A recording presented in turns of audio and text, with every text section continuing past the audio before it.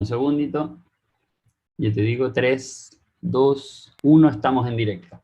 Un abrazo, amigas y amigos de tantos países que están conectados con nosotros. Les agradecemos su presencia, como siempre han estado en tantos encuentros que ya hemos desarrollado. Les habla Edgardo Fogel, les doy la bienvenida de Seminarios Espirituales, una comunidad que cada día crece más, que está representada en Benjamín, y MCA Canal, representado por quien les habla. La verdad es que una gran alegría, una gran felicidad iniciar una nueva entrega portadora de conciencia impresionante que estamos viviendo cada día intensos, con y pasando mucha luz y mucha oscuridad a la vez, con las polaridades muy tensas por ambos lados y con un tremendo invitado, un gran referente en el campo de la conciencia. Para conocerlos un poco más, le voy a dar la palabra a mis compañeros Seba y Benja para que presenten a Robert y de ahí iniciamos inmediatamente el diálogo con él. Muchas gracias y un abrazo grande.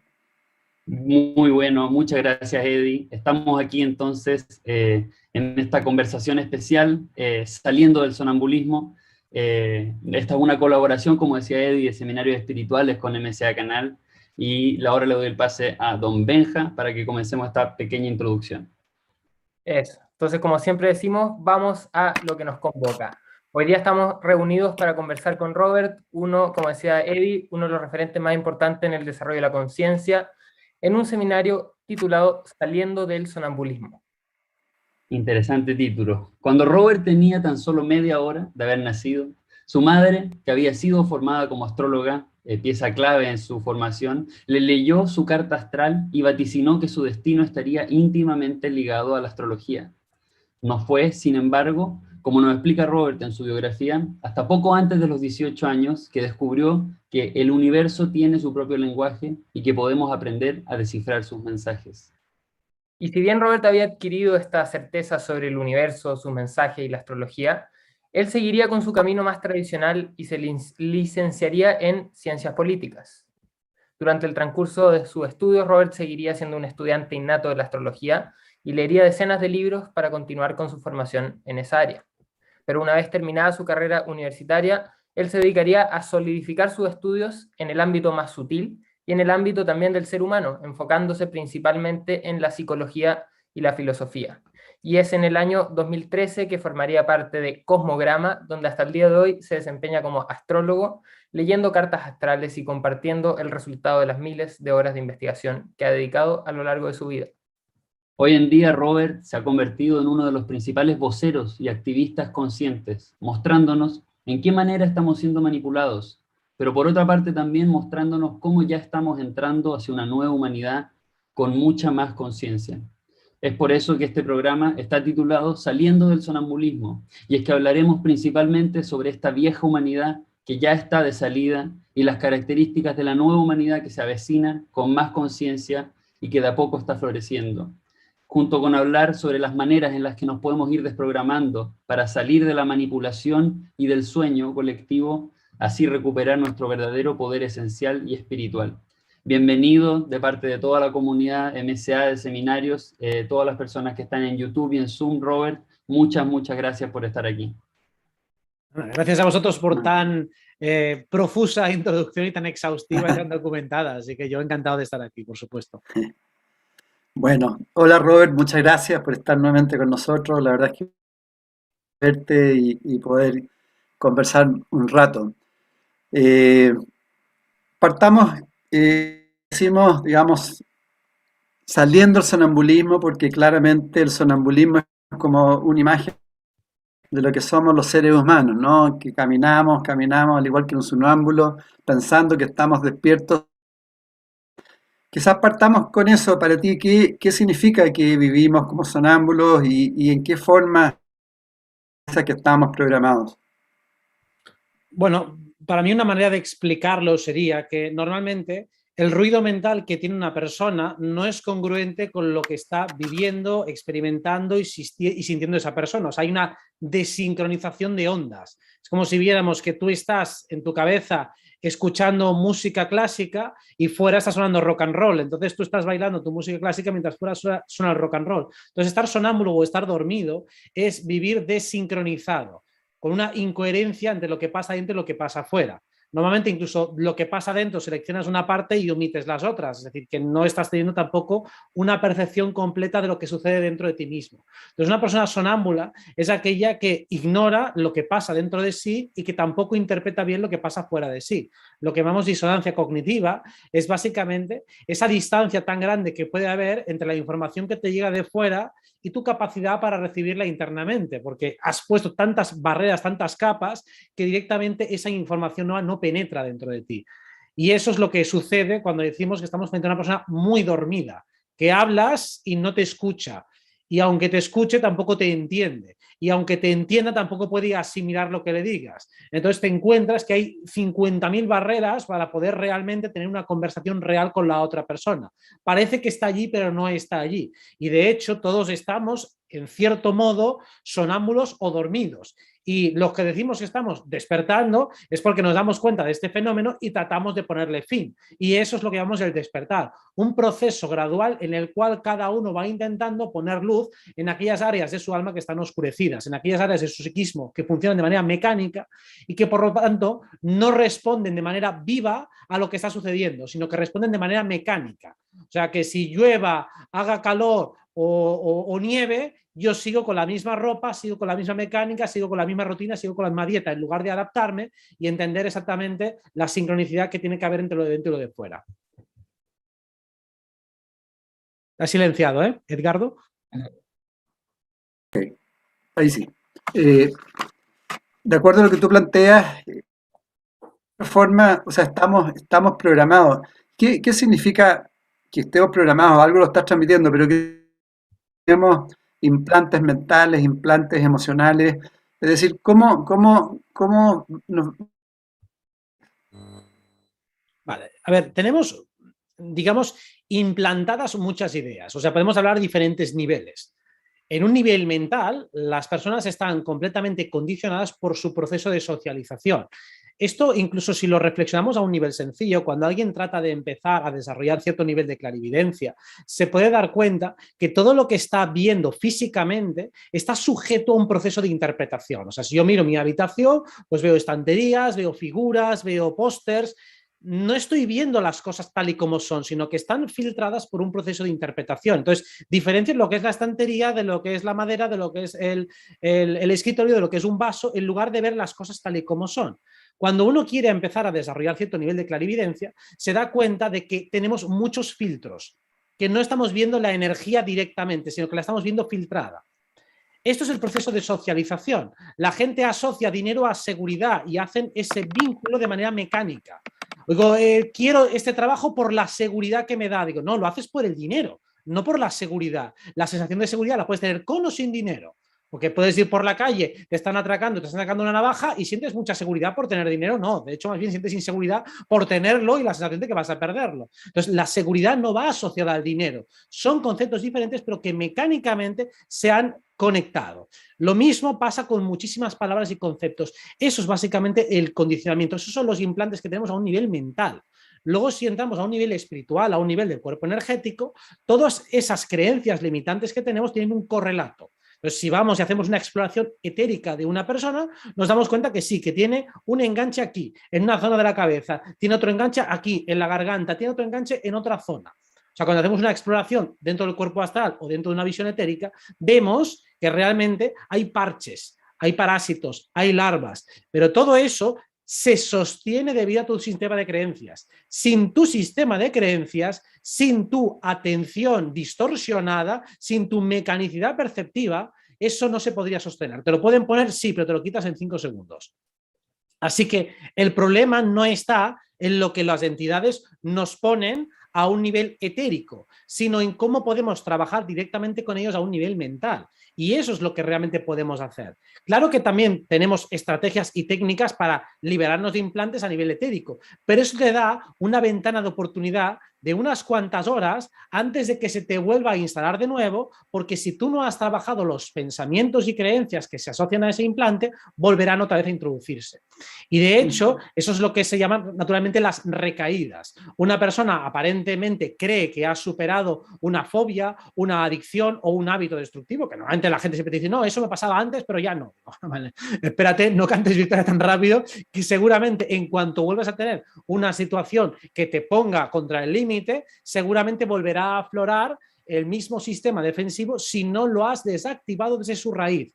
El que no comprende la raíz de un comportamiento compulsivo, de una creencia limitante, no la puede deshacer jamás, por más que a un nivel etérico deshagamos el implante. Hace falta una desprogramación psicológica y todo el proceso de socialización y de educación o adoctrinamiento está diseñado precisamente para tapar, capar o castrar todas nuestras verdaderas capacidades. Y eso se da cuenta como la propia persona acaba convirtiéndose en su propio carcelero.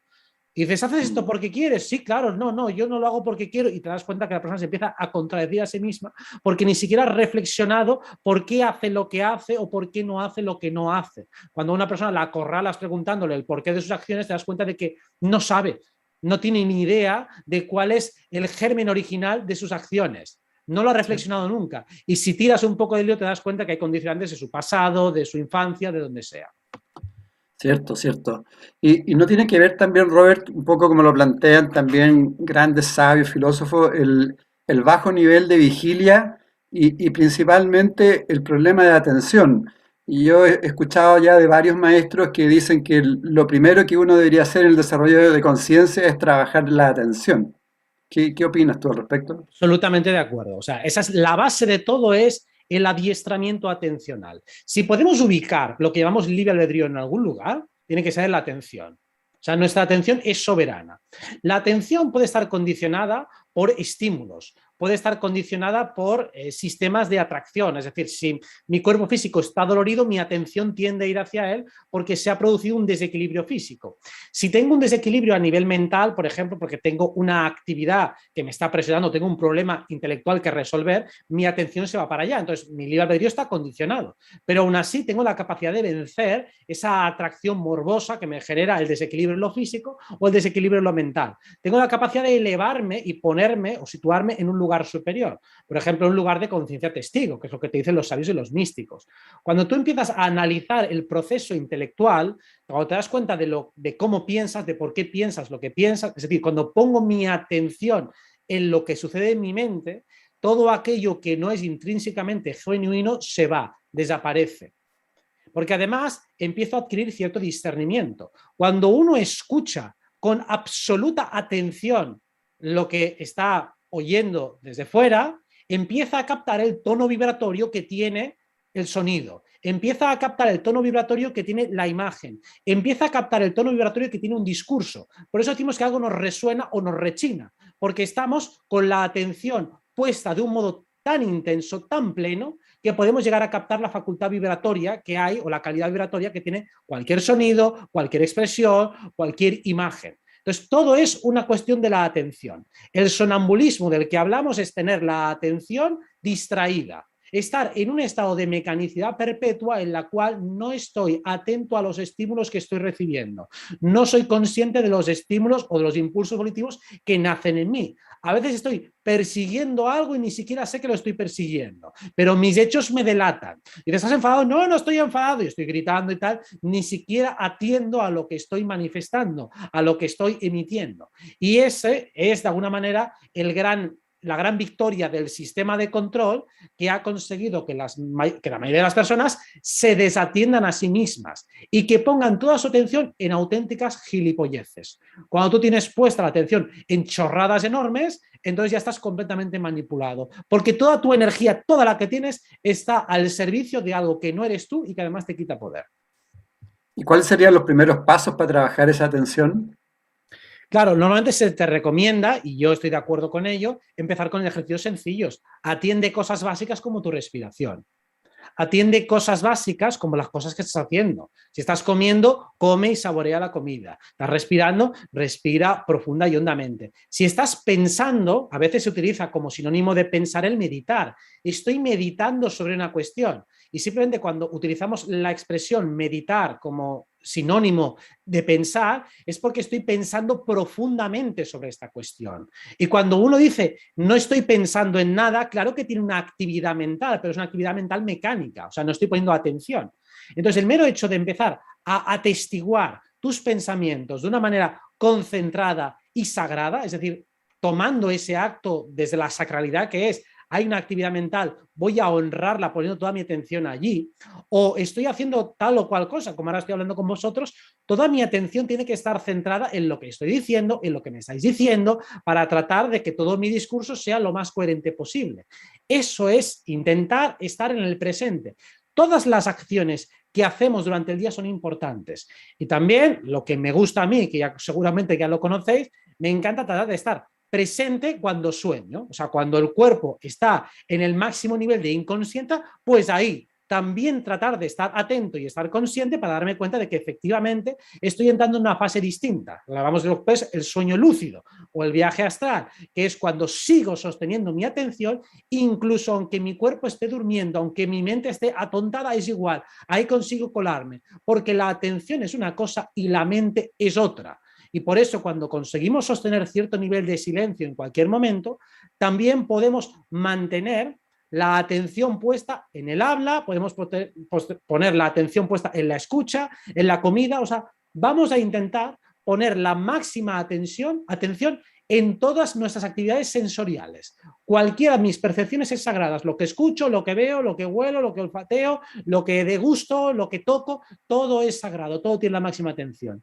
Si eso se hace, ya estás en plano zen. Toda tu vida va a cambiar a lo bestia y va a tardar muy poco en hacerlo. Lo que pasa es que normalmente, ya me he despistado, ya me he vuelto a despistar, he perdido la atención a los 2 minutos o a veces a los 30 segundos. Si lo consigues sostener cuanto más tiempo mejor, vas a notar resultados espectaculares en tu vida.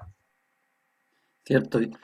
En el campo astrológico, Robert, tú que eres un gran experto, una carta natal finalmente es un programa, también es un programa de influencias de distintos planetas que nos estructuran. Eh, ¿Cómo se originan esos campos energéticos y es posible salir de esa programación, de ese programa? A ver, ¿cómo se origina? No creo que te lo pueda responder de una manera fidedigna, no creo que lo sepa nadie. O sea, podemos describir, saber cómo funcionan, pero el comprender el origen ya tenemos que entrar en el campo especulativo metafísico y te puedo dar una respuesta, pero no sería una respuesta concluyente porque probablemente con el tiempo la iré mejorando, actualizando o incluso rebatiendo. Así que cualquier respuesta que te dé sería de carácter meramente provisional.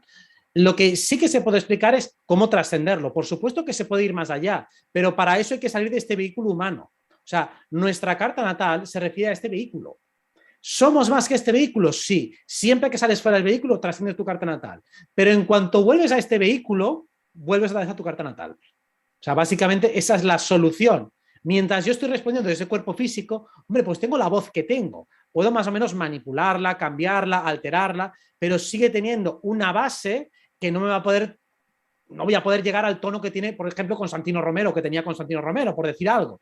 Entonces, tengo una base que está delimitada y tengo también unas propensiones e inclinaciones caracteriales que me vienen de base. Con eso tengo mucho juego. Realmente no es poco lo que tengo con una carta natal, no es una prisión. Sería, vamos, más bien como un planeta entero. Tienes realmente muchísimo por recorrer. O sea, que la persona que se siente castada por su carta no conoce normalmente ni un 1% de ella.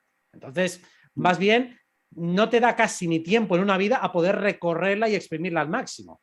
¿Se puede trascender? Sí, siempre que salgas del personaje, siempre que te veas a niveles superiores. Entonces allí ya no estás sujeto. De hecho, cuando haces una regresión, pues ya sales del personaje. Cuando te vas al astral, sales parcialmente del personaje, vas a otra capa del personaje distinta. Y por supuesto, si entras en un estado de nirvana o de samadhi, sales completamente del personaje. Pero claro, cuando quiero ser operativo aquí abajo, tengo que pasar por el vehículo del personaje.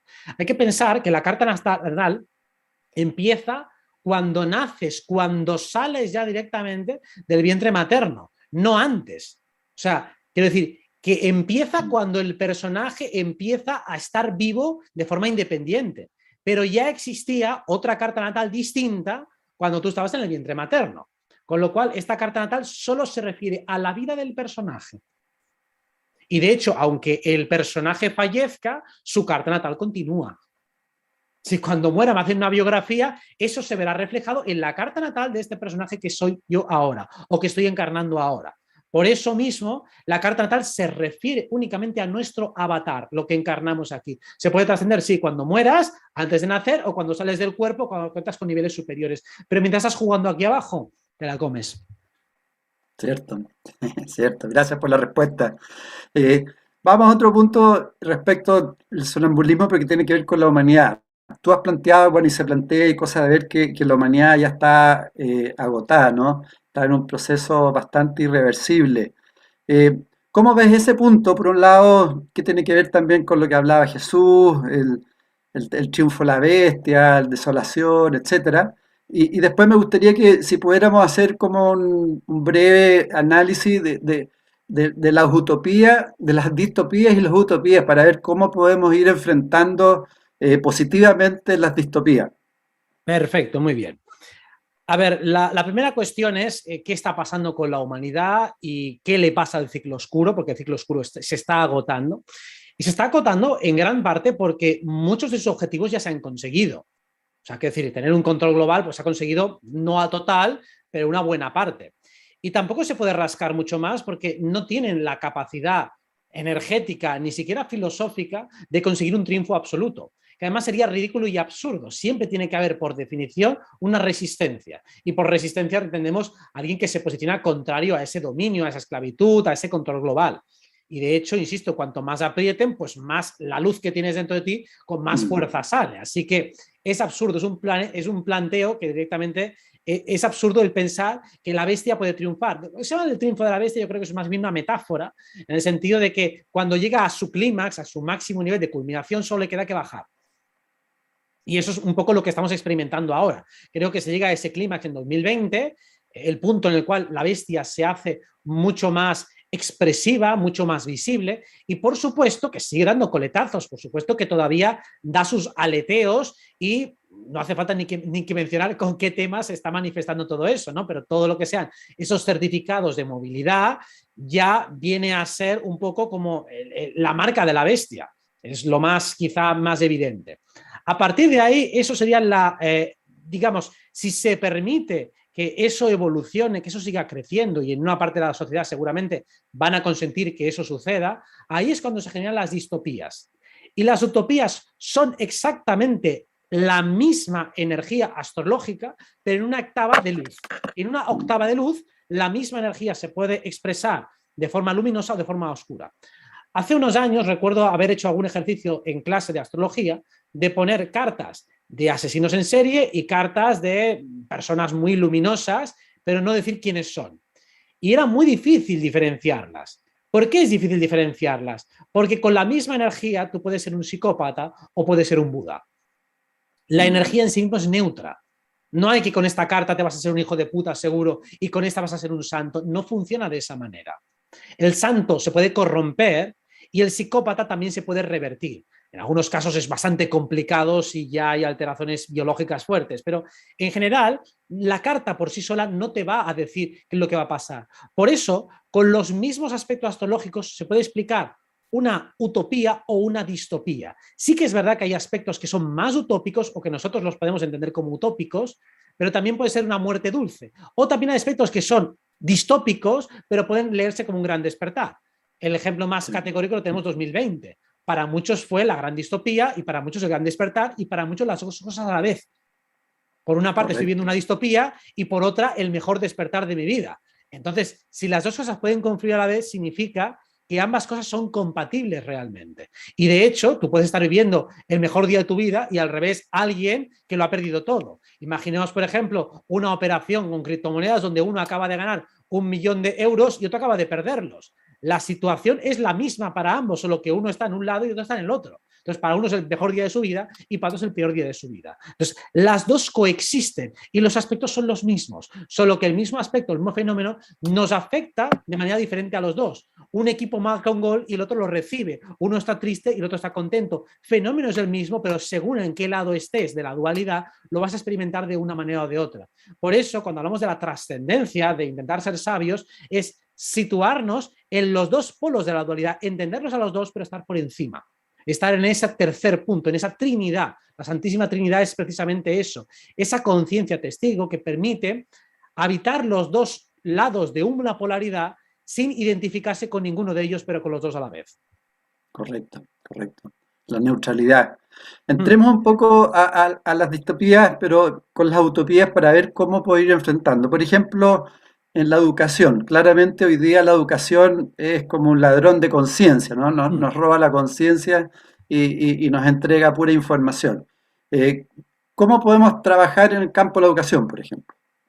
Primero, yo insisto, es una forma alternativa. Es decir, los padres, por ejemplo, ya que no pueden muchas veces escolarizar a sus hijos en escuelas que sean libres o que den una información de calidad, pues tienen que hacer su parte informando a sus hijos de cómo funciona realmente el sistema. Porque eso es precisamente lo que no solo no te van a contar, sino que además te lo van a deformar y a distorsionar groseramente.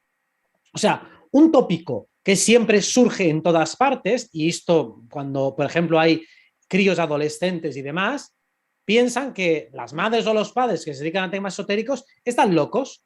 ¿Y por qué piensan ellos? ¿Por qué piensan eso si ni siquiera saben de lo que están hablando sus padres? Pues sencillamente porque eso choca con el adoctrinamiento que están recibiendo en sus escuelas y además choca con lo que dicen los compañeros de clase. Entonces, esa propaganda hay que revertirla. Los padres no pueden consentir estar siendo desautorizados por la escuela.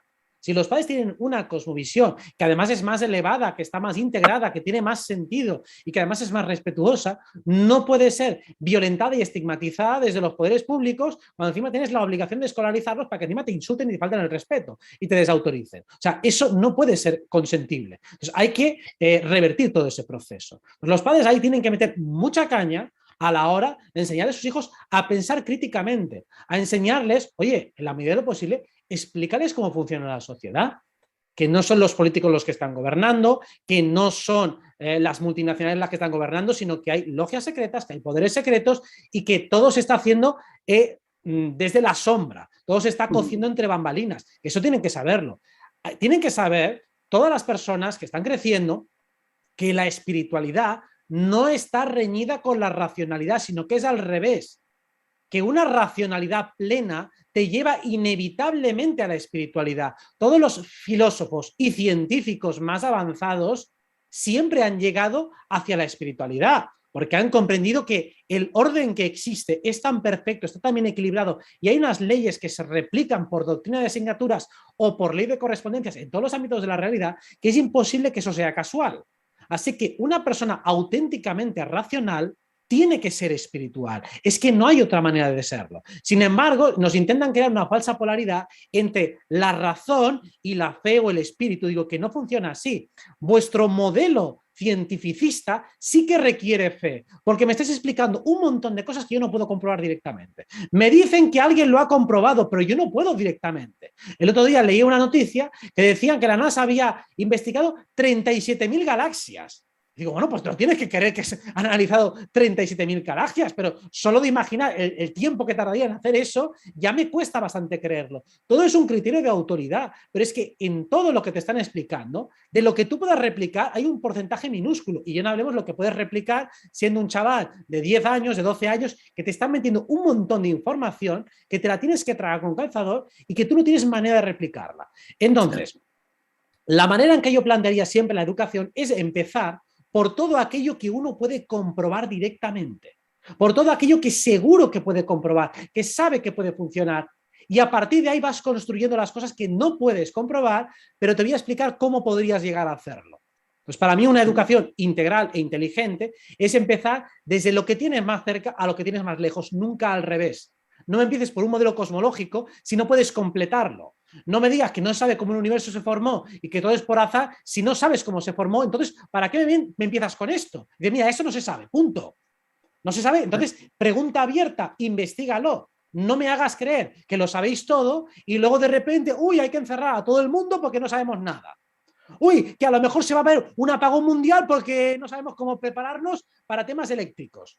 O sea, o estamos en la Edad Media o estamos en nada futurista, pero no podemos estar en los dos sitios a la vez, que es lo que nos intentan vender cada día.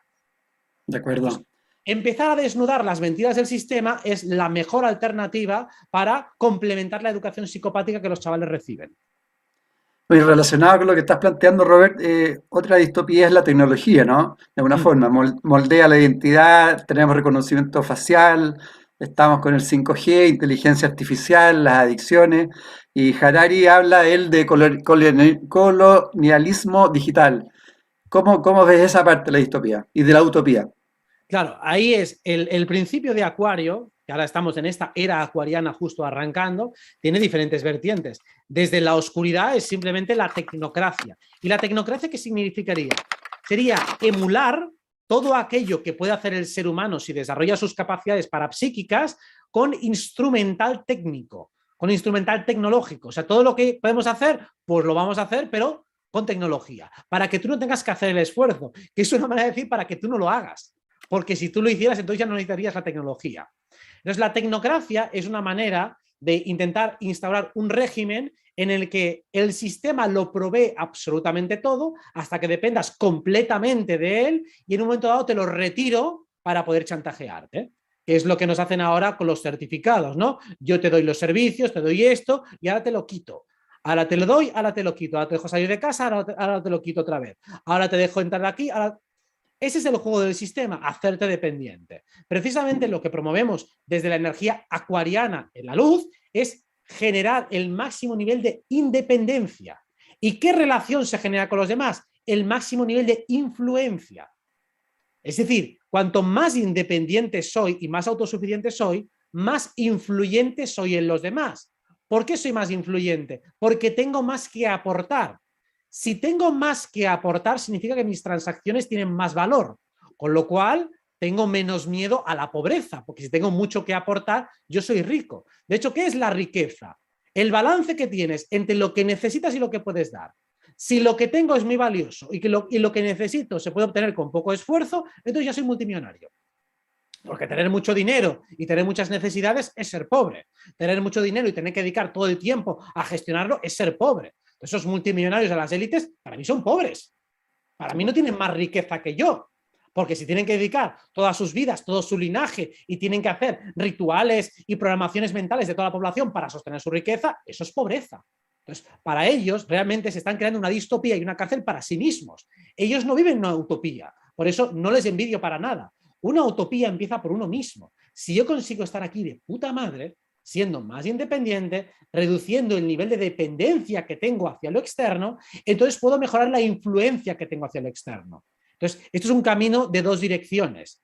Tengo que ser independiente y tengo que ser influyente. Y de esa manera mis transacciones serán de mucha más calidad. Hacia ahí es donde va nuestra utopía. Un montón de personas que van ganando poco a poco capacidad de independencia. Eso también implica que trabajan mejor sus habilidades. Una reflexión que hacía hace poco es que la pirámide de Maslow realmente está invertida. Es al revés. No funciona como nos dicen. Lo dicen primero es la supervivencia, después va esto, después va lo otro. No, es al revés. Imaginemos que tenemos un problema de supervivencia grave. Estoy yo solo en una ciudad desconocida y temo por mi vida y necesito comer. ¿Y qué hago? Pues como solo es pirámide de Maslow, pues voy a robar. Y robo a alguien algo de dinero y con eso consigo comida o robo comida. Al día siguiente tengo dos problemas. Tengo que volver a comer y seguramente tengo personas que me están persiguiendo por ladrón. Entonces, realmente mi supervivencia está todavía en peor estado de lo que estaba el día anterior. Sin embargo, si yo en esa pirámide de Maslow digo, no, aquí lo importante es el espíritu, después viene el propósito, luego las habilidades sociales o el amor. Si yo realmente pienso, ¿qué puedo darle yo a los demás para que me den comida? Y trato de ofrecer o llegar a un trueque con alguien. Digo, mira, pues yo puedo ser bueno ilustrando zapatos, o yo te puedo cantar una canción, o yo te hago una carta natal, o yo te leo la mano, o yo te entretengo, o yo te escucho tus problemas, o yo hago lo que sea, probablemente conseguiré comida y al día siguiente a lo mejor tengo hasta refugio.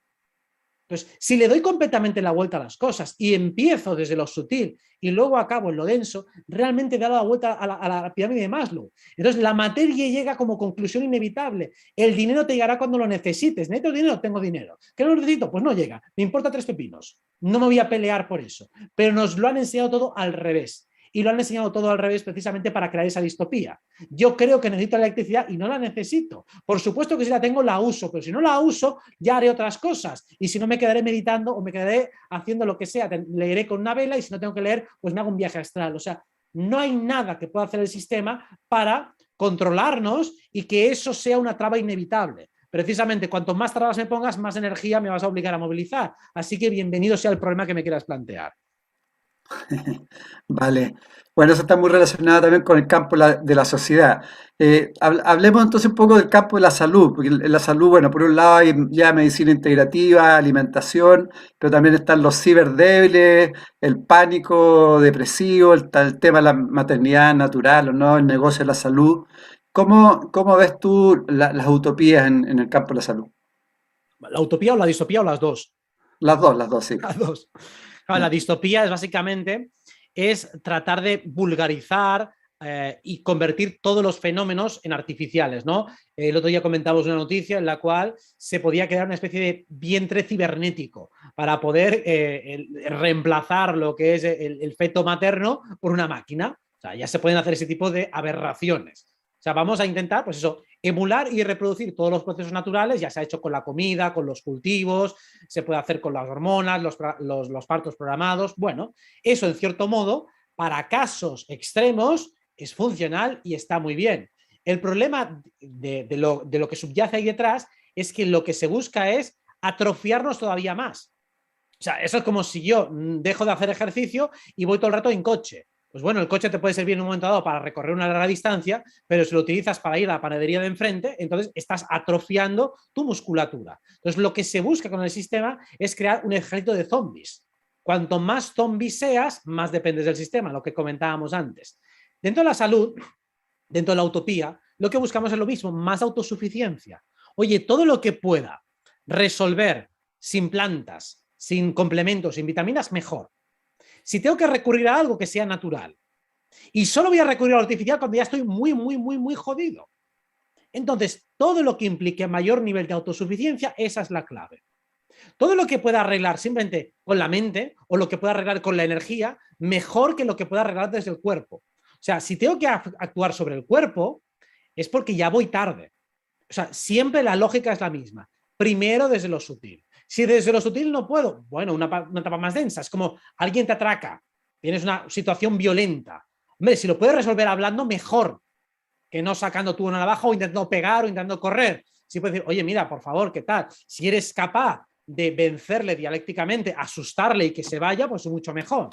Entonces, esa siempre es la lógica. Vamos a intentar ir al mayor nivel de autosuficiencia. Y esto en salud es algo que suele aterrar a la mayoría de las personas. Me duele la cabeza, uy, a ver qué me pasa. Voy corriendo a preguntarle a alguien, en lugar de a lo mejor descansar. A ver, párate, a ver qué pasa. En lugar de asustarte, en lugar de correr a buscar un remedio o tomarte cualquier cosa, primero a ver qué sucede. A ver si parándote, relajándote y respirando se resuelve el problema. Salvo si es algo ya muy agudo. Pero normalmente cuando es una tontería, pues simplemente parando y descansando, que es lo que un médico normal te va a decir. Descanse por la mañana, no es nada, que no sé qué, se ha subido un poco la tensión, ya está a punto. Es un proceso fisiológico normal. Entonces creo que la medicina moderna realmente, la verdadera medicina utópica moderna, va hacia un poco lo que era la medicina china tradicional, que era mantener sano al paciente. Trabajar en lo sutil, los hábitos de cuidado preventivo para no tener ni siquiera que recurrir a los remedios, salvo en procesos de fractura, de infartos o de problemáticas graves, pero al final es mantener el sistema en equilibrio. De hecho, la salud como concepto es muy sencilla. Es yo tengo que mantener un organismo en cierto equilibrio. ¿Qué es tener hambre? Tener un desequilibrio energético. ¿Qué es tener sed? Tener un desequilibrio energético. ¿Qué es tener sueño? Tener un desequilibrio energético. Y es aprender a compensarlo. Esto con los fármacos se intenta compensar de una manera bioquímica, sin entender las raíces que te llevan a ese desequilibrio. Y a lo mejor si estoy cansado es porque estoy trabajando muchas horas. Entonces, primero voy a la base más fácil, antes de ir simplemente a la bioquímica. Digo, dime algo para tener más energía. Digo, sal de ese trabajo de mierda, por favor. Empieza Correcto. por lo básico. En lugar de actuar sobre la materia física, empieza por lo sutil. De acuerdo. Bueno, otro campo que cada día, por lo menos en Chile, yo lo veo en España, en otros lados, es la política, ¿no? Las leyes del futuro, el cortoplacismo, el populismo, la ética, la corrupción, control de datos, el concepto de democracia, los líderes psicópatas, etcétera. ¿Cómo ves esa área, digamos, de la política? Yo creo que líderes psicópatas es una redundancia. A ver, para mí la política está muerta. La política ya murió hace muchos años y ya el certificado de función fue 2020. O sea, a partir de ahí ya no hay nadie, me refiero que con cierta cordura, que pueda seguir confiando en la política. Podría a lo mejor alguien confiar en algún político. Ya hemos visto a los políticos africanos que dieron la cara lo que les pasó. O sea, los pocos que quedaban, que tenían algo de dignidad, ya se los han ido quitando de en medio.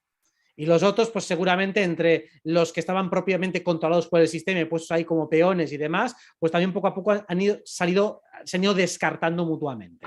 Sea como sea, los modelos políticos, al estar muertos, ya no hay nada que hacer allí.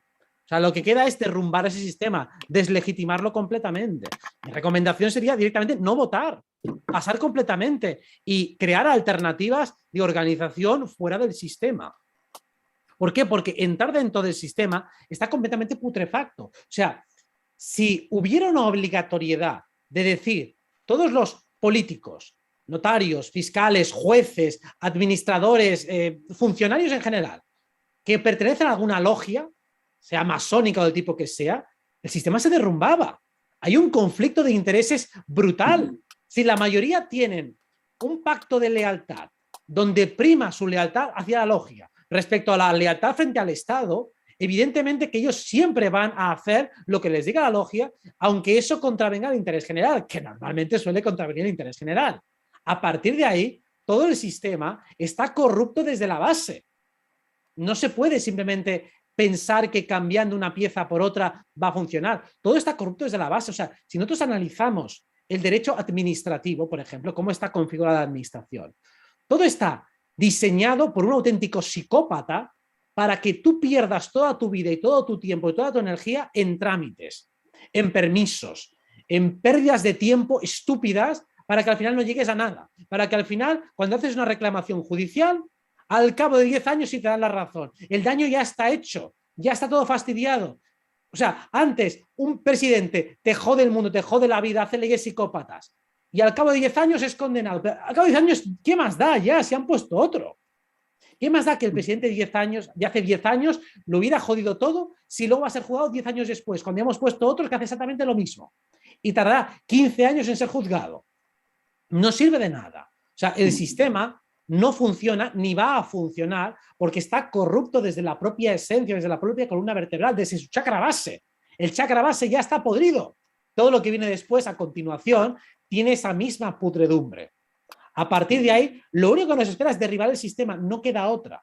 Y eso empieza desde los paradigmas que hemos hablado antes, desde la educación, desde una nueva salud, y desde ahí se pueden crear otras formas de organización fuera de la política que conocemos ahora mismo, de los estados, de las naciones. Todo ese juego criminal está diseñado siempre desde el mismo momento. Crear una ficción política entre la izquierda y la derecha, un secesionismo, unos que aparentemente son rebeldes pero no lo son, unos terroristas que aparentemente sirven para justificar luego las medidas criminales y la respuesta policial para luego desbancarlos. Todo es lo mismo. Todo es un juego. Todo lo que sale en las noticias es mentira. Todo lo que sale en las noticias es propaganda para justificar las medidas gubernamentales. No hay absolutamente periodismo real, que esa sería ya otra. No existe tal cosa como un periodismo de investigación. Cuando aparentemente se destapa algo es porque hay una guerra interna de dos facciones, pero nunca va contra el sistema. Nunca hay un verdadero antisistema dentro de los medios de comunicación, porque si lo hay ya se ocuparán de silenciarlo. Y si lo hay, porque no han podido controlarlo, ya se ocuparán de estigmatizarle, cuando no directamente de matarle. De acuerdo, de acuerdo. Y en el campo de la ecología, alimentación y consumo ético, cambio climático, seres sintientes, el agua, las especies invasoras, etcétera. ¿Cómo ves la utopía y distopía en un campo que hoy día es también bastante complejo, ¿no? Claro, en el cambio de ecología es muy irónico que todos los que gobiernan intenten vendernos ese concepto ecológico cuando realmente nos están fumigando, nos están contaminando, nos están envenenando. Ellos son los que más contaminan, son los que más, más recursos consumen, son los bueno, que hacen todo tipo de barbaridades y tropelías, y luego son ellos los que nos critican a nosotros por supuestamente no ser ecológicos y por no estar funcionando. Creo que la base de la verdadera ecología es recuperar primero el control o la conexión con el propio biorritmo. El propio biorritmo personal es diferente en cada uno de nosotros. Cada uno de nosotros tiene su propio biorritmo. Y luego aprender a sincronizar ese biorritmo con el clima natural que tenemos en cada momento. O sea, esa reconexión con la propia naturaleza, tanto la interna como la externa, es el conectarte con los ritmos naturales. Claro, cuando una planta crece, crece a su ritmo.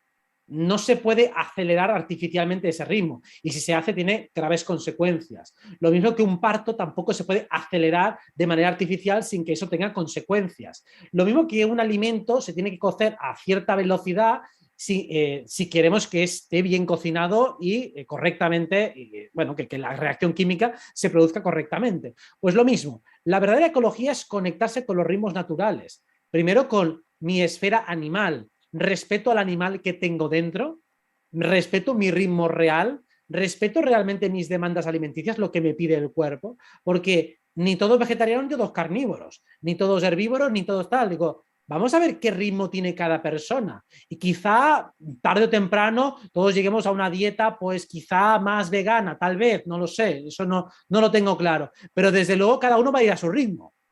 Y hay algunos que lo van a tener más fácil y otros más difícil, porque hay diferencias claras en la constitución y morfología de cada uno de nosotros. Entonces, lo que está claro es que no hay una pauta funcional para todos. Como no hay una pauta funcional para todos, cada uno tiene que darse cuenta, dicho de manera simbólica, qué tipo de animal es. Porque yo a lo mejor soy un búho, pero tú eres una cabra, y tú eres un cordero, y tú eres un tigre, y tú eres un murciélago. Entonces, cuando yo comprendo cuál es mi animal del poder, cuál es el animal que más se parece a mí, o sea, tengo un ritmo más nocturno o un ritmo más diurno. Yo por la mañana estoy pletórico de energía, pues yo estoy hecho una mierda. Si tú comprendes qué tipo de animal eres, eso es lo que te va a ayudar a comprender también en qué tipo de hábitat, es decir, en qué tipo de clima te mueves mejor.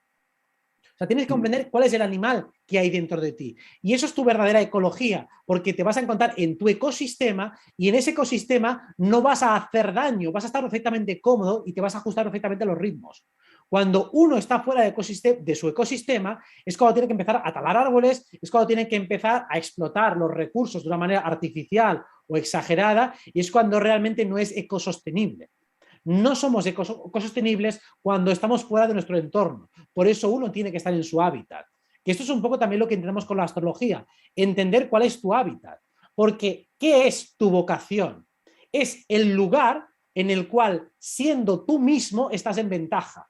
Donde no tengo que prácticamente forzarme ni adaptarme a ser otra persona. Siendo como soy, estoy en ventaja. Lo que yo soy es cualitativo. Ahí es bueno, está aplaudido, está premiado. Mientras que estoy fuera de mi propósito, de mi vocación, cuando lo que yo soy está castigado. Entonces, si estoy en un lugar donde me castigan por ser como soy, ese no es mi lugar, ese no es mi hábitat. Que no digo que eventualmente no tenga que adaptarme a lugares que no son mi hábitat, pero ese no puede ser mi leitmotiv. Eso tiene que ser algo que momentáneamente me sitúa. Entonces, volviendo a la ecología o al ecosistema o la nueva visión de contacto con la naturaleza, es primero empieza con tu verdadera naturaleza. Si no has comprendido qué animal eres, ¿cómo te vas a relacionar bien con tu hábitat? Ni siquiera sabes qué es lo que te pide realmente el cuerpo. Tienes una deformación basada en desequilibrios de que ahora me pide salado porque vengo del dulce y luego me pide dulce porque vengo del salado. Eso es bambolear, pero eso no es conocer tu naturaleza real. Vale, vale. Bueno, me queda un aspecto, pero quiero dar las palabras a Seba y Benja para que ustedes también puedan conversar con Robert. Buenísimo. Muchas gracias, Eddie. Buenísimo, y Robert, espectacular. Realmente ha sido un agrado estar del lado de la audiencia escuchando. Maravilloso.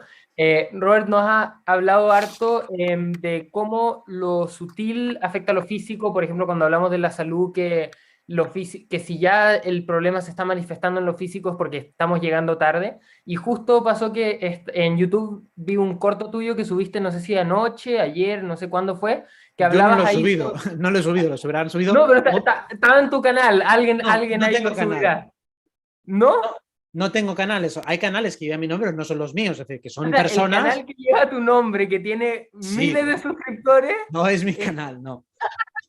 Qué buena. Bueno, en el canal que es Robert Martínez, Vale. que qué loco, qué buena. Ahí subieron un corto donde hablabas ahí sobre los 4 cuerpos. Entonces, tal vez si nos pudieras profundizar un poco sobre los 4 cuerpos para entender mejor cómo lo sutil afecta a lo físico. ¿Me refieres al físico, el etérico, el astral y el mental? Vale. Correcto.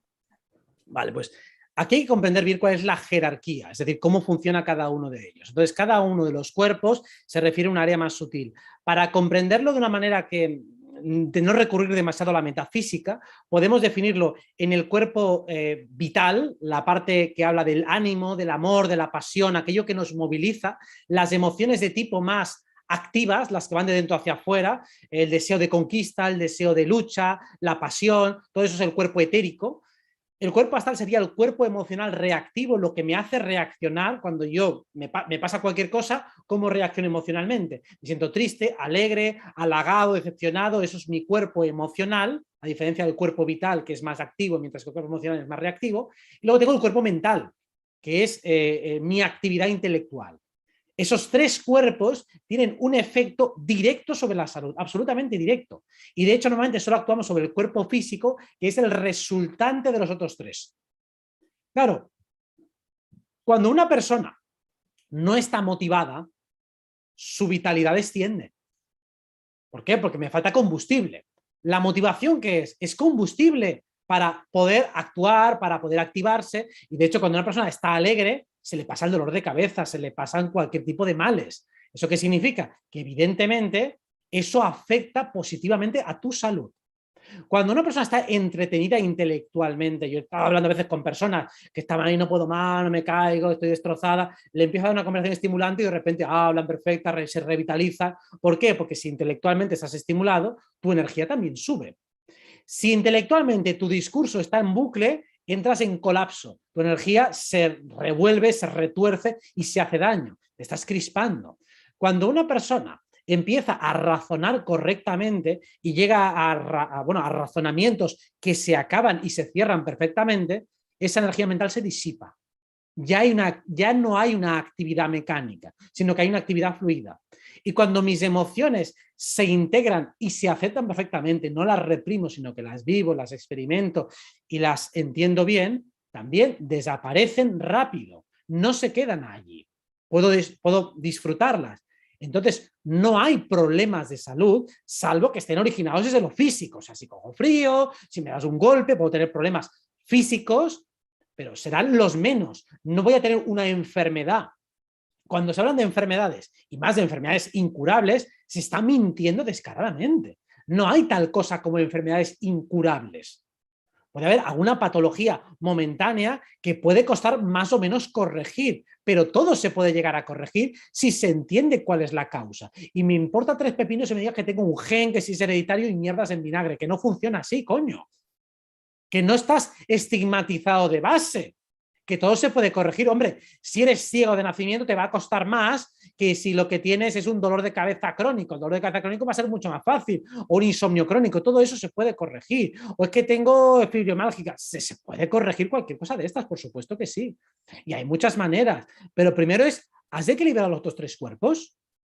¿Estás bien pase lo que pase? Porque digo, vale, mi cuerpo emocional, mi cuerpo emocional, yo ahora no estoy bien. Pero ahora me dices algo que me molesta un poco y ya me estoy alterando, entonces mi cuerpo emocional no está bien. Está momentáneamente en reposo, pero ese cuerpo le doy un toquecito y te lo cargo. Es como si tienes un coche desguazado y destrozado y digo, bueno, si lo pones la arrancas. Digo, ya, pero le pongo una cuesta y se te queda parado. Entonces ese coche está hecho una mierda. Que simplemente si está en reposo, pues sí, no te va a explotar estando en reposo. Pues entonces es lo mismo. ¿Tu cuerpo mental está bien? Si yo te hago 4 preguntas jodidas, ¿te vas a quedar colapsado o vas a responder con fluidez? ¿Vas a hacer un razonamiento hasta el final? Me extrañaría. La mayoría de la gente le empiezas a preguntar un poquito por qué ha hecho esto, por qué ha hecho lo otro, desde dónde lo ha hecho y ya entran en colapso y están 3 días que no pueden ni dormir. Entonces ese cuerpo mental no está bien. Entonces no me digas que me he enfermado y no sé por qué. Digo, coño, tu cuerpo mental es como si entro en tu habitación y está todo desordenado. Hay un trozo de pizza por el suelo, hay ratas merodeando. Dice, no, pero está bien. Digo, no me jodas, bien no está. Entonces, tener bien esos 3 cuerpos requiere trabajo, requiere atención, requiere esfuerzo. Entonces, eso está completamente conectado con la salud. Del físico no hablaremos porque sería hablar de alimentación, sería hablar de temas que seguro que otras personas saben muchísimo más que yo y te lo explican con muchísima más precisión. Qué buena. Y en relación tal vez a cómo cuidar de estos 3 cuerpos que son más sutiles, hay 2 términos que mencionaste cuando hablabas con Eddie que me encantaron y que están relacionados. Uno es el de la desprogramación psicológica y el otro es el del adiestramiento atencional.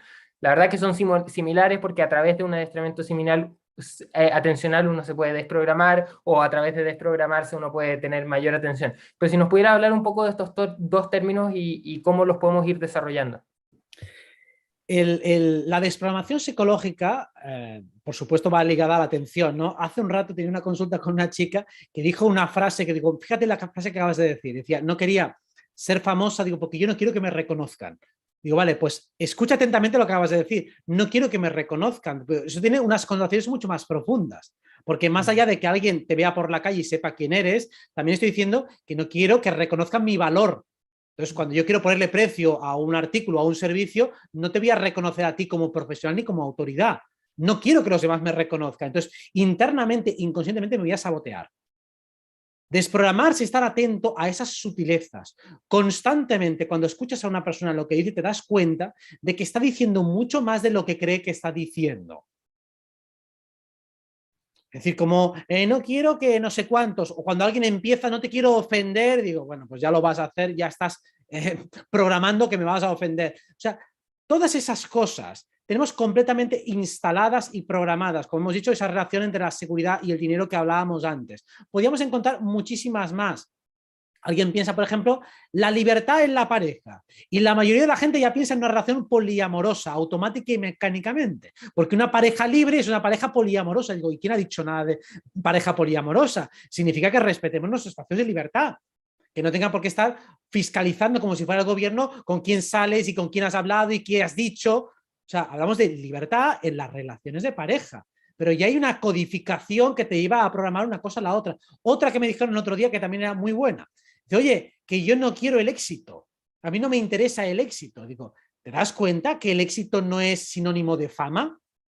Tener éxito en una acción es que yo quiero hacer algo y lo consigo. O sea, como ejemplo, quiero beberme este vaso de agua, consigo coger el agua, bebérmelo y por lo tanto refrescarme. O sea, tengo éxito en una acción. Cuando digo que no quiero tener éxito, estoy diciendo que quiero fracasar. Que quiero que no me salgan bien las cosas elementales. Eso está codificado a nivel inconsciente. ¿Pero por qué? Porque estamos utilizando malas palabras constantemente. No estamos pensando realmente todas las connotaciones adicionales que le agregamos a cada palabra. Entonces, desprogramarse es estar atento a todo lo que se dice. Yo siempre pienso, digo, si puedo explicar algo con menos palabras, mejor. Porque cada palabra sobrante generalmente es una justificación. ¿Y esa justificación a quién se la estoy haciendo? Pues a un interlocutor imaginario. Porque ahora voy a hacer esta reflexión adicional porque alguien me criticó el otro día y entonces estoy respondiendo a ese interlocutor. Y ahora estoy respondiendo a mi madre y a mi padre y a aquel profesor. Y cuando alguien está dando circunloquios, está respondiendo a todos esos interlocutores. Cuando eso lo identificamos, digo, ¿y esto para qué me lo cuentas? Cuando la gente me pide perdón porque me va a explicar una experiencia metafísica y esotérica, digo, pero, hijo mío, me estás pidiendo perdón a mí. Si estoy deseando que me lo cuentes, ¿qué te crees? ¿Que te voy a tocar por loco? Digo, uy, esto va a sonar muy raro. Digo, estás hablando con tu padre, o con tu madre, o con quien cojones sea. No estás hablando conmigo. Te estás llevando una conversación paralela a este momento presente. La programación es eso. Tú hablas con una persona y está programada en cada frase. Digo, hostia puta, y lo notas por el tono. ¿Estás atento al tono? Digo, tono, programación, programación, programación, programación, programación. Le acorralas un poco, poco, poco, coño, he dicho una frase real. Digo, wow, ahí has hablado realmente. Y lo captas por el tono, por la vibración que tiene. Estás atento a cada cosa que ha cambiado. Esto es como el lenguaje corporal. Cada persona tiene una mecánica corporal, unos tics o unos hábitos físico-corporales. Cuando ves algo que se sale de la norma, digo, ahí ha pasado algo. De repente empezó a rascarse aquí, en esta zona. Digo, ¿qué ha pasado? Porque si te estás rascando ahí cada 3 minutos, pues no pasa nada. Pero si de repente empiezas a rascarte ahí, ahí ha pasado algo. Y más si eso ha venido precedido de una pregunta que le has hecho. Digo, uy, ahí hay que profundizar. Ahí, como terapeuta, tienes que leer perfectamente qué está ocurriendo. Y eso es más fácil leerlo los demás que en uno mismo, porque uno mismo bastante pendiente está de lo que está diciendo, como para encima estar prestando atención a tu gestualización, a lo que está pensando el otro, etcétera, etcétera. Entonces, atiende a cada momento las cosas importantes. A partir de ahí, vas a ver sentido a todo. Gracias, Robert. Yo tengo un par de preguntas por aquí. En honor al título de la charla, Saliendo del sonambulismo, ¿tú nos podrías contar un poco cómo fue en tu camino? ¿Cómo fue tu salida del sonambulismo? Si es que te sentiste sonámbulo en algún momento, ¿cuáles fueron esas herramientas? En algunos ha sido los libros, en otros ha sido otro tipo de experiencias. ¿Cómo fue tu proceso y cuáles fueron esos programas que fuiste dándote cuenta que tenías? Bueno, como ya hemos dicho, como hay tantas capas, es un proceso que llevo toda la vida. Entonces, puedo explicar alguna capa que no haya explicado habitualmente. Cuando tenía 16 años, 17, recuerdo que una de las cosas que más noté y más me hicieron darme cuenta de cómo funcionaba la Matrix era que, primero, las opciones que había para salir a socializar con los amigos, había un momento en el que en lugar de ir a tomar algo y hablar, pues la gente o iba a discotecas o iba a conciertos. Digo, vale, si vamos a un concierto no podemos hablar porque hay demasiado ruido. Si vamos a una discoteca tampoco se puede hablar porque hay mucho ruido. Entonces al final estoy con mis amigos y no hablamos. Estamos en un lugar con un ruido infernal, tanto si es un concierto como si es una discoteca. Y esto está mecanizado, naturalizado, y digo, ¿por qué? Y digo, intentaba encontrar personas que hablaran, digo, vamos a tener planes alternativos, pero prácticamente no había. O sea, estaba normalizado en aquel momento que ibas a un lugar ruidoso o a otro lugar ruidoso. Y digo, estamos acorralados. Entonces yo poco a poco iba denunciando todo eso. Digo, es que yo no puedo tener al final un conocimiento de la gente con la que me llevo bien, porque es que ni siquiera se dan espacios para hablar. Porque vale, en el instituto pues tienen las clases, tampoco te da tiempo para hablar. El patio es media horita. Y al final después llegas a casa, te ponen deberes, digo, ¿cuándo socializamos de verdad? Fin de semana. Y si lo único que tenemos son discotecas o conciertos, digo, no socializamos nunca. Entonces, realmente no conozco a las personas que tengo a mi alrededor. Me llevo bien con ellas, pero no hay espacio. Y si tenemos una actividad extra deportiva o lo que sea y tal, pues lo mismo, tampoco tienes para hablar. Estamos jugando a fútbol, pues estamos jugando, no estamos hablando. Al final tenías que crear, o sea, me daba cuenta que a medida que crecíamos, lo de reunirse y hablar lo hacía cada vez menos gente. Lo hacía más de pequeño que de mayor. Entonces ahí empiezo yo a despertar y a darme cuenta, digo, aquí hay algo que está pasando y parece que soy el único que me doy cuenta. Y lo intento hablar con las personas, pero la mayoría no me siguen. Dice, bueno, es lo que hay, es lo que pasa. Digo, oye, pero que esto depende de nosotros, que podemos quedar un día para hablar de cosas, y veía que a veces quedamos para hablar, pero la gente no hablaba, cambiaba de tema y no conseguían sostener el hilo de la conversación ni 5 segundos. Digo, coño, pero ¿no podemos tener una conversación normal? Someter un tema a análisis, el que sea, aunque sea que dure 2 minutos. Hemos visto un programa de televisión, aunque sea, vamos a comentarlo 3 minutos seguidos. Nada, a los 30 segundos se cambiaba de tema.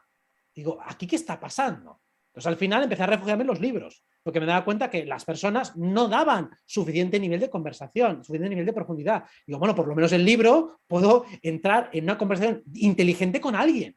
Esa persona ha derramado lo mejor que tiene de sí mismo y por lo menos ahí puedo encontrar cierto refugio. Entonces yo ahí empiezo a quitar muchas capas al ver que lo que me ofrecía la sociedad, incluso lo que no estaba contaminado por la educación, era insuficiente.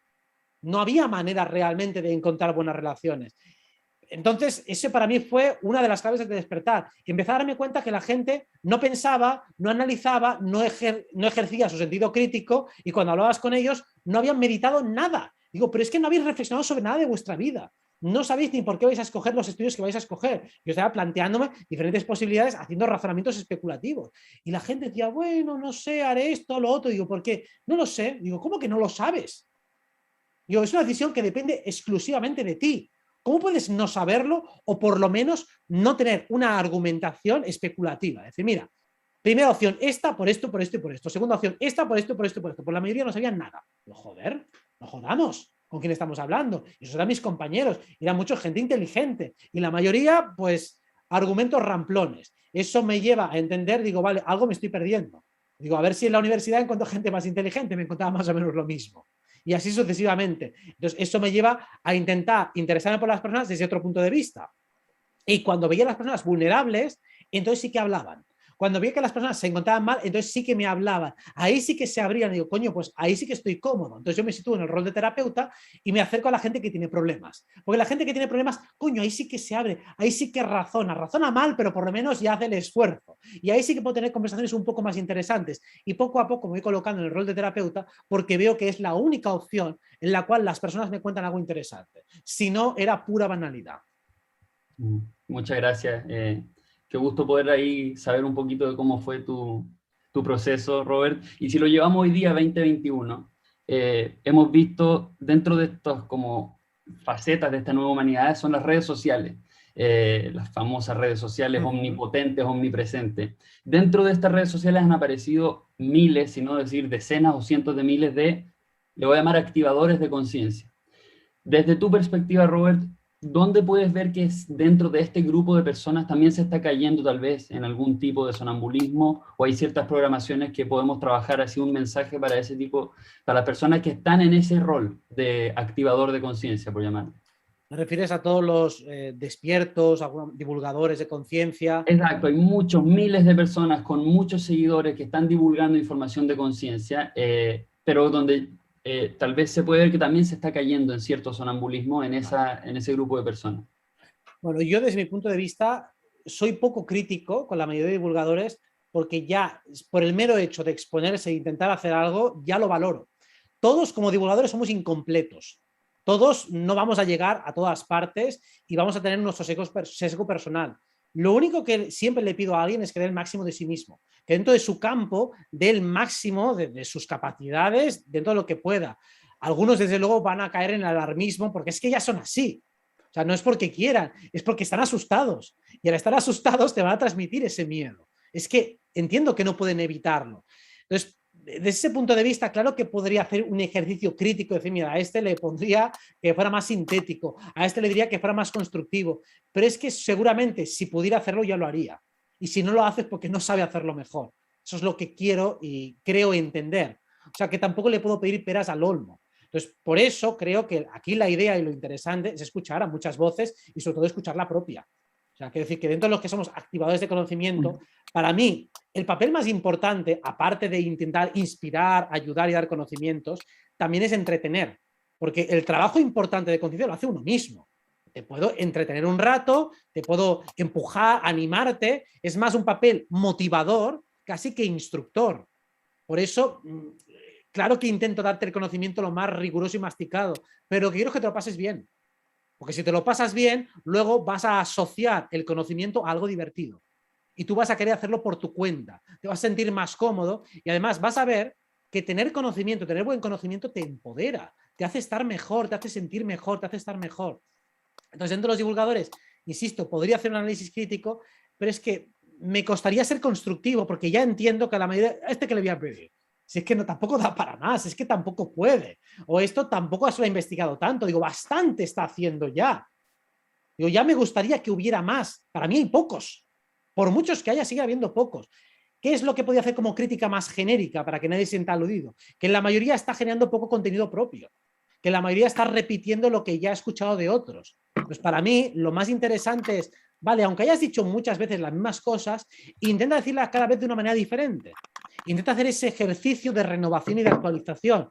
Veo que muchos lo hacen, pero veo que muchos otros simplemente se suman al carro y repiten lo que han leído en un libro, que han leído todos. Hostias, genera tus propias reflexiones. Ten la valentía de ser tú mismo, porque al final, cuando eres tú mismo, influyes mucho más cuando repites las ideas de otros. Entonces, en la medida de lo posible, intenta decir tus propias cosas. Intenta llegar a tus propias reflexiones, porque es la manera en la que realmente vas a inspirar más a los demás. Muchas gracias, Robert, de parte nuestra, y le doy el pase nuevo a Eddie para que vayamos con las últimas preguntas del encuentro. Vale. Gracias, Seba y Benja. Robert, yo quisiera ir un poco a los mundos invisibles. Hace poco vi una serial que están dando en Netflix. Si no te hubiese conocido, no sé si, yo creo que más de alguien la ha visto. No sé cuál es. Creo que Eh, no. es española, justamente, donde es una familia, digamos, una pareja y dos hijos, y por una situación determinada, en un momento dado, muere la mamá con los hijos y él queda... Y, en la serie conoce a una señora X que lo salva de un suicidio y lo lleva a un portal. Ella estaba experimentando y quiere ir al personaje para poder experimentar con él. Y lo introduce en el portal y él va teniendo distintas experiencias dentro del portal. Entonces, mi pregunta es, bueno, y él se va viendo, no a sí mismo, va viendo al mismo físicamente, por ejemplo, un mismo Robert, por ejemplo, pero en distintas dimensiones, y de alguna forma le empezaba a pasar lo mismo. Entonces, tú que has profundizado bastante en el tema de los portales y en el tema de las dimensiones, ¿cómo tú visualizas cómo funcionamos en eso, en términos multidimensionales?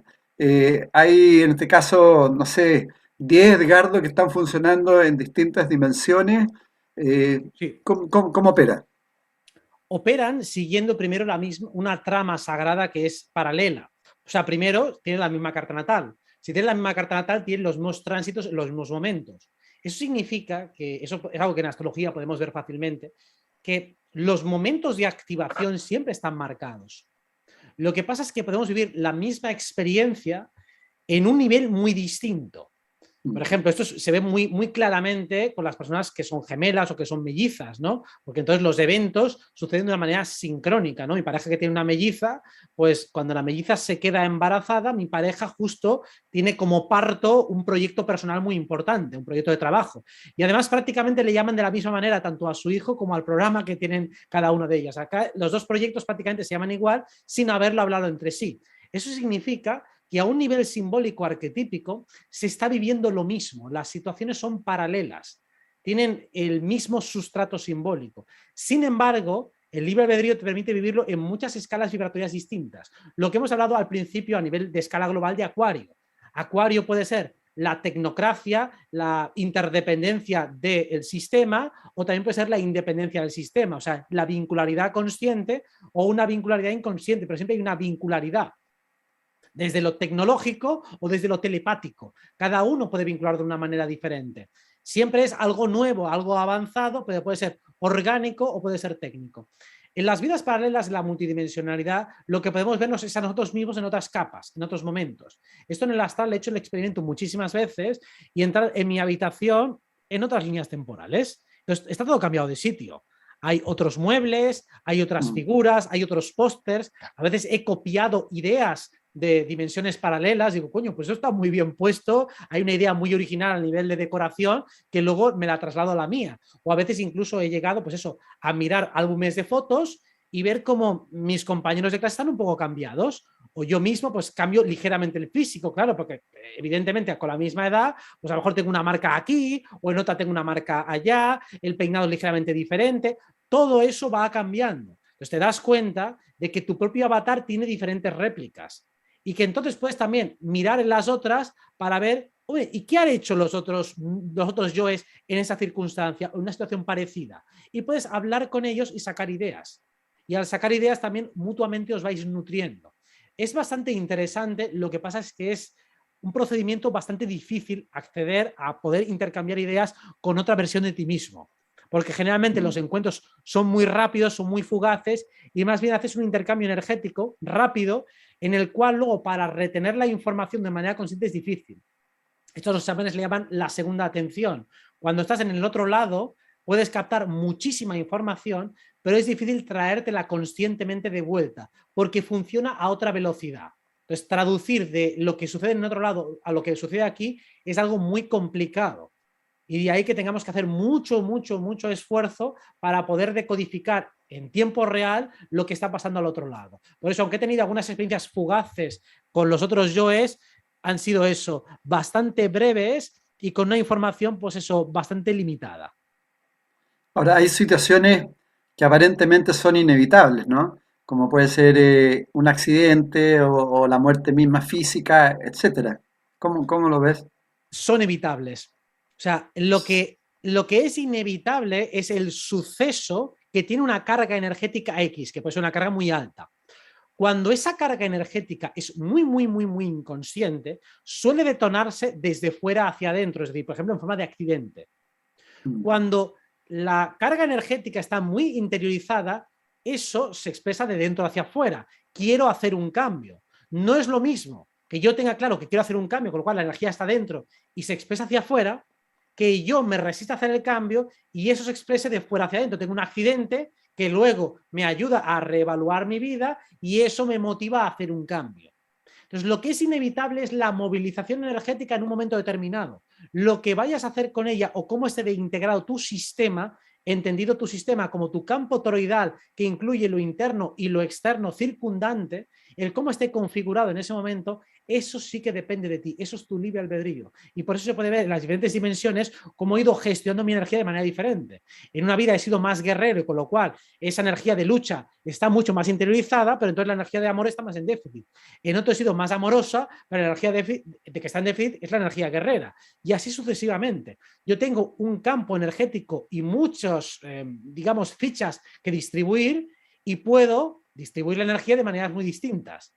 Tengo que hacer la alineación como quiera, pero al final tengo que conseguir ese equilibrio sistémico que es a base de experiencias. Lo que está marcado astrológicamente son los momentos de detonación y cuando hay mucha energía alineada, ahí ya veremos lo que va a pasar. Eso sí que es inevitable. La muerte se puede evitar, la enfermedad se puede evitar, el accidente se puede evitar, el evento cumbre no se puede evitar.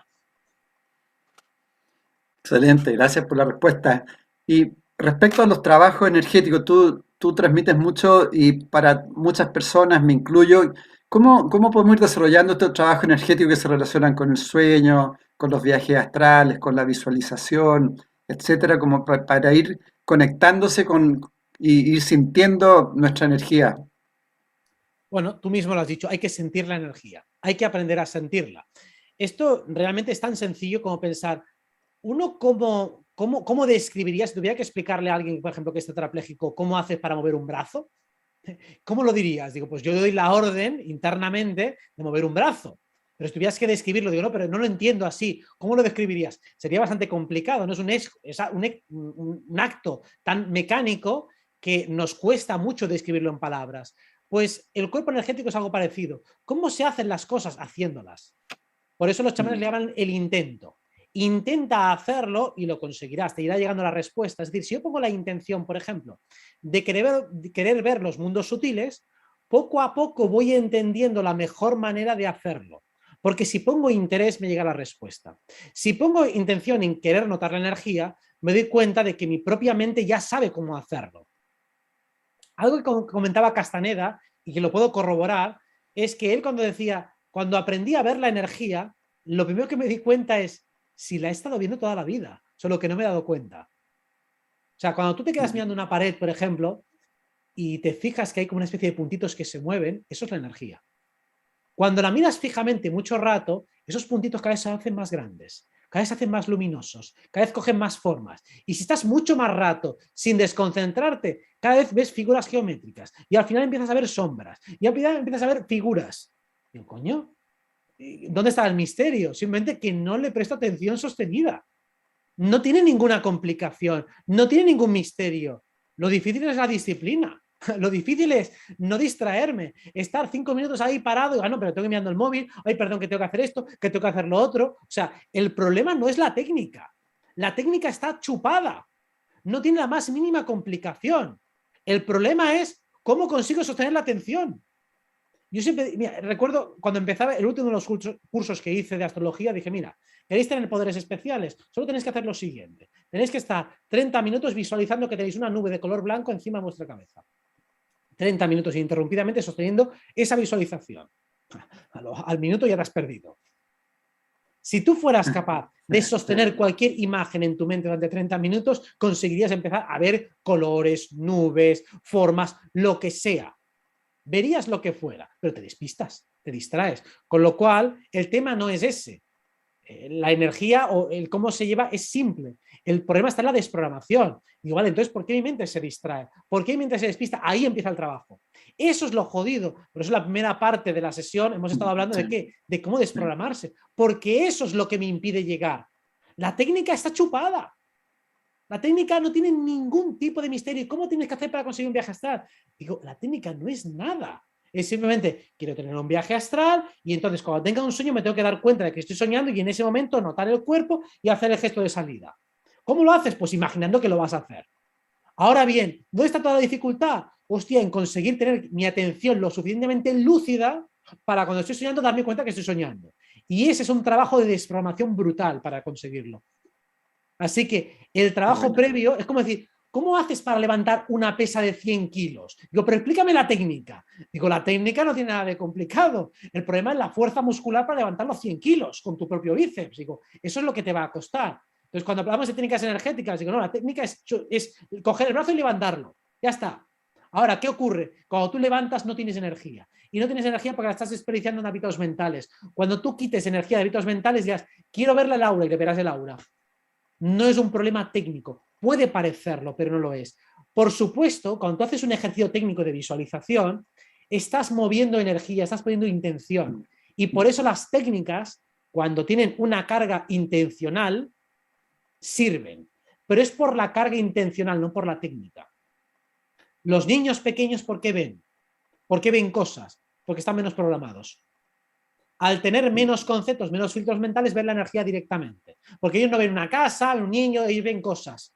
Y como ven cosas y no las nombran, ven la energía fluida.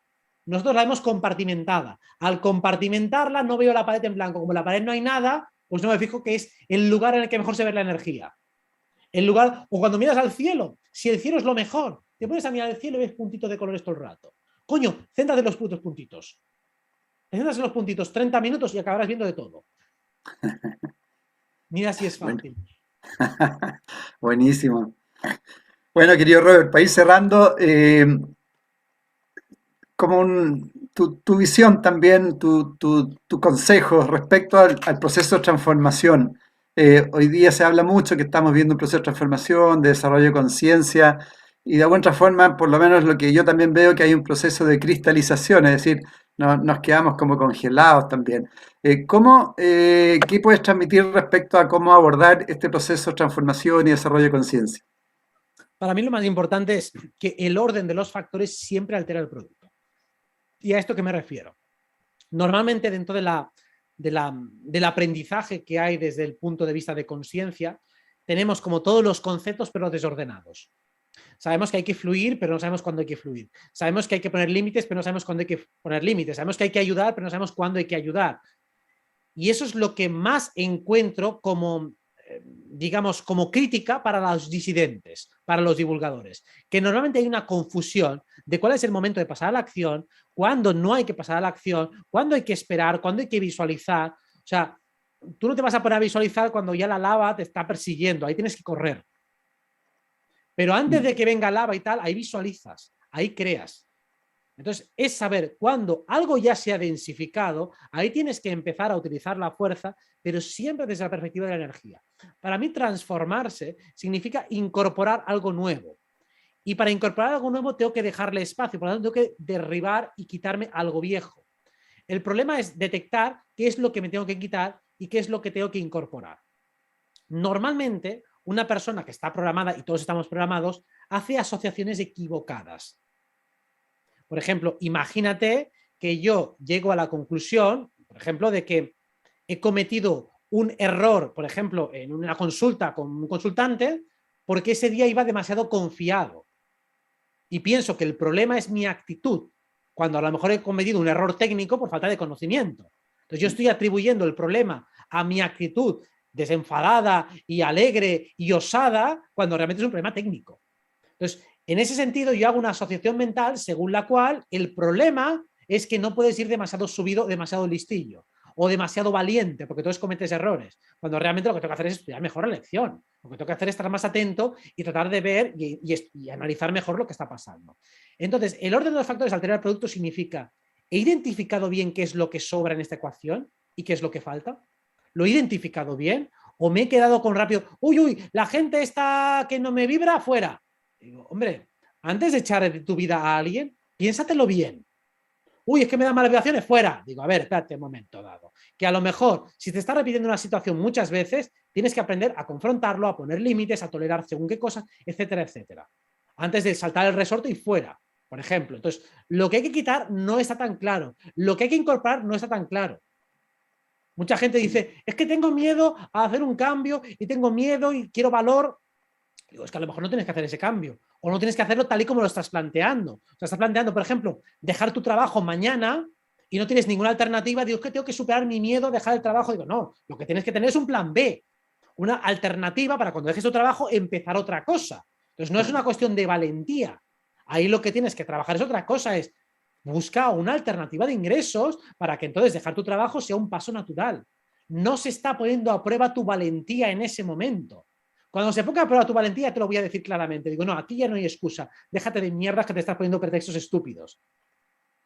Que esto es algo que siempre dice la gente, tenemos que salir a la calle a enfrentarnos y tal. Digo, habrá momentos de salir a la calle, pero cuando haya acciones muy concretas contra las que haya que enfrentarse y haya fallado todo lo demás. Cuando ha fallado todo lo demás, entonces salimos a la calle en masa, como último recurso, pero no como primero. Como primero, cuando no somos una masa crítica de gente, es absurdo. ¿Cómo nos va a tratar la prensa? Primero, la prensa no nos va a tratar. Y si nos trata, seremos activistas de extrema derecha, zumbados, terroristas. No tiene sentido. Pues, primero, trabajemos lo sutil. Y lo sutil es, oye, convence a más gente. Intenta que la gente que está de nuestra parte no sea violenta. Que tenga la fama de ser gente racional. Que tenga fama de ser gente dialogante. Gente que piensa mucho, gente que realmente tiene un espíritu crítico, un espíritu de buscar la verdad, porque entonces una manifestación de ese tipo de gente, si la hace bien, no van a poder descalificarla. Y cuando no se puede descalificar, eso tiene mucha más potencia. Y si en un momento hay que usar la fuerza, se usará la fuerza, pero como último recurso, cuando ya hay una situación deliberadamente peligrosa. Si no la hay, primero se utilizan todos los mecanismos sutiles. Porque en el momento que tú usas la fuerza, si el otro tiene más fuerza que tú, estás perdido. Y eso es lo que nos podría pasar en cualquiera de los escenarios distópicos, ya que hemos hablado de ellos, que se plantean. Y eso es lo que la disidencia, que tiene más prisa, en la que tiene más calle, en la que está más acostumbrada al activismo callejero, insiste en que hay que salir y que hay que pelear y que el que no va a la pelea o sale a la lucha es que está llamando a la inacción. Digo que no se trata de eso. Yo no estoy en contra de la manifestación, pero tiene que hacerse correctamente, tiene que hacerse muy bien. Si no se hace bien, lo único que genera es desorganización, caos, lucha y descrédito social. Entonces, o se hace bien o no se hace, pero hacerlo de cualquier manera es malgastar energía. Prefiero que esa energía se utilice para otras cosas como acciones legales, acciones simbólicas, cartas a diarios, etcétera, etcétera. Eso tiene mucho más peso social y sobre todo consigue que más gente del otro lado se pase al nuestro. Toda la razón, toda la razón. Bueno, ¿algo más que quisieras decir, aportar, que tú crees que habría que plantear? Nada. Dormir bien, comer bien, descansar bien y reírse mucho. Yo creo que eso es lo más importante. O sea, Eso. hacer las cosas básicas con mucho corazón y con mucha energía. Eso es lo que va a hacer cambiar tu vida. Si eso lo haces bien con máxima atención, las sutilezas y las cosas complejas las irás viendo cada vez más. Eso es aprender a ponerle la cámara lenta a la vida. Si yo consigo ver las cosas a cámara lenta es cuando capto detalles que nadie más ha visto. Si estoy en modo sonámbulo, en modo zombie, todo me pasa a cámara rápido y uy, no me he enterado de nada. Y no te has enterado porque no estabas. Si te hubieses enterado y escucharas atentamente, verías que los demás hablan a cámara lenta. Yo todo lo que está diciendo estoy captando palabra por palabra y puedo deducir lo que va a decir la siguiente frase. Puedo escuchar hasta cuando coge aire antes de hablar. Cuando eso lo haces, cuando comes atentamente, duermes atentamente, descansas atentamente y disfrutas atentamente, lo empiezas a ver todo. Ese es el mensaje final. Maravilloso, maravilloso. Muchísimas gracias, querido Robert, por tu gran generosidad de transmitir y aportar toda tu sabiduría y toda tu información que tiene ahí contenido de sabiduría. Muchas gracias a gracias. vosotros, que transmitís muy buena energía y muy buen rollo. Gracias. Y muchas gracias a todas las amigas, amigos de tantos países. Mucha fuerza a todos a seguir en línea, a seguir despiertos y salir del sonambulismo que es muy necesario. Un abrazo a todos, gracias Seba, Benja, y hasta una próxima oportunidad. Chao, chao. Chao. Chao, Robert, gracias. Muchas Chao. gracias. Bueno, ahí ya cerramos el YouTube. Ahora